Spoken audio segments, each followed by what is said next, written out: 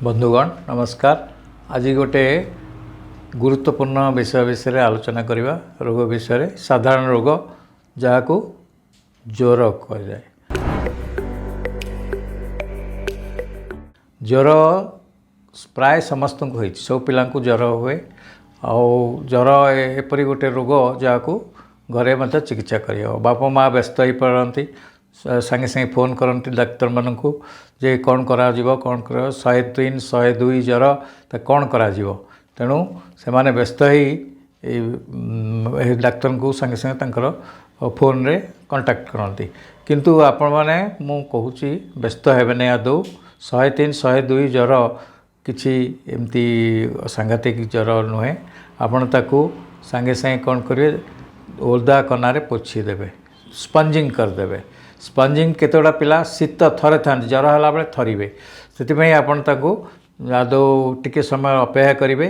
टे जाकिक धरवे जहाँफल थरवाटा कमिज तापर आपण गोड़ मुंड जाके ठंडा पानी जो टेपिड वाटर जोटा आम टैप्रे आसूँ कि कूर कि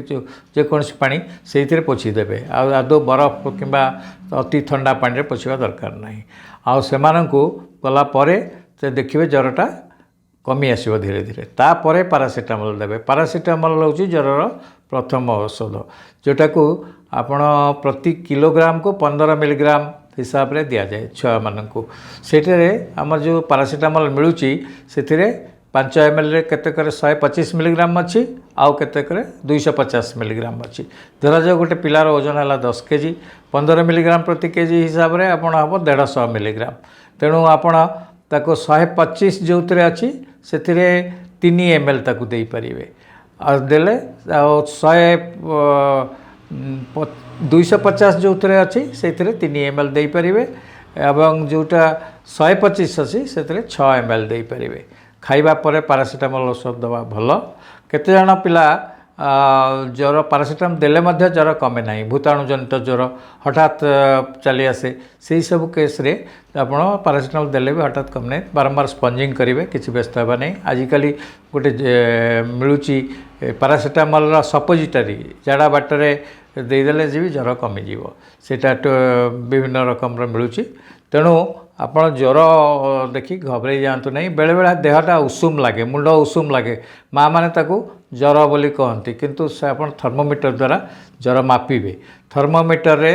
पार्टी रे कौन समय पिला को थर्मोमीटर लगेबे नहीं आउ लगेला बेले काख तले देखिए जमती सेटा रोची आउ जदि सीधा भाव में रखिले बाहर को तार हेडटा पदा पड़े ठीक से टेम्परेचर न आसपे तेणु बॉडी सांगे समांतराल भाव पारालाल करके देबे। थर्मोमीटर रे जे सेंटीग्रेड आउ फारेनहीट 2 टाइप टेम्परेचर अच्छी आपण सेंटीग्रेड हिसाब रे 37 degree centigrade normal body temperature आउ फारेनहीट रे 98.4 है नॉर्मल बॉडी टेम्परेचर आमर डेली वेरिएशन हुए 69 डिग्री पर्यंत आमर बॉडी टेम्परेचर जापे तेणु 100 डिग्री रू अधिका हेले जाई ज्वर औषध देवे ता पूर्वर देवे ना तेणु ज्वर औषध सब दवा खाइबा सारिबा परे दवा दरकार केतोड़ा पिला बांती होता है बांती समय से औषध बांती करी पकाती हठात ताकू आउ थे दवा दरकार नहीं कि समय छाड़ी दे पारे। ज्वर समय अधिक जलीय अंश देवे पैड़ पानी ORS ये सब पीबे जहाँ खाद्य खाऊँ के जन भात ये सब बंद कर दियंती ता ठीक नुहे भात आ जहाँ नॉर्मल खाद्य देवे खाद्य देले पिला सुस्थ ये हम आउ केते भाइरस ज्वर गुड़ाक हठात जोर रे आसे किंतु जो ज्वर धीरे धीरे आसे से गुड़ाक बेसी डेंजरस हठात जना पड़े ना कौन पाई ज्वर है बेले बेले टनसिल थाए टनसिल रही बथटे थाए बथ जो होती कानपचा थाए कानपचा से सब अवस्था आपण ताकू ज्वर औषध से रोगर औषध दे पारे कि जो जना ना से आपण आंटीबायोटिक आदौ देवे ना कारण भूताणुजनित ज्वर रे आंटीबायोटिक देले या उल्टा काम करें कहीं भूताणु तो भाइरस आंटीबायोटिक रे भल हुए ना बरं से देहर अन्यान्य साहाय्यकारी जीवाणु को नष्ट कर देता है तेणु आपण ताकू आदौ आंटीबायोटिक दिंतु ना 3 दिन अपेक्षा करेंगे 3 दिन रे से जहाँ लोकालाइज कर जाए आपड़ जदि जानवे केमती बैक्टीरिया की भाइरस द्वारा होती भाइरस द्वारा जदि ज्वर होता है से सब देह सारा देखा जाए तार लक्षण धर जो आखिरू पानी बहलानी नाकरू पानी बहलानी देहरे रैश होलानी यही सब देखा जाए किंतु बैक्टेरिया द्वारा होता से गोटे लोकालाइज करके रहिबो टनसिल होइतिबो कि कानपचा होइतिबो कि बथटे होइतिबो यही सब होइतिबो तेणु आपण से देखला परे ताको मन इच्छा कौन सी डाक्टर न कनसल्ट करी डाक्तर को आपण औषध दियंतु नहीं या परे जर पाई आदौ व्यस्त होतु नहीं बेले बेले जर हेले अधिक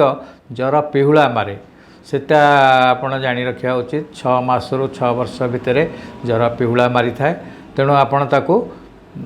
पोछि पाछि दियंतु साइड करी अणेकी रखंतु नाक पाटी सफा कर दियंतु जेमती श्वास पथटा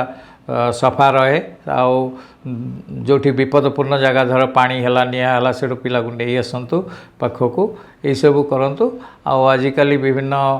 स्प्रे मिलूची कन्वल्सन कमेवा को सेटा भी डाक्तर परामर्श आपण दे परिबे तेणु सेटा आदौ व्यस्त हंतुनी ए विषय आम जरा पिहुला विषय आउ गोटे वीडियो रे आम आपण को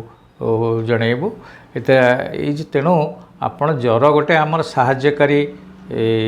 देहर सहायकारी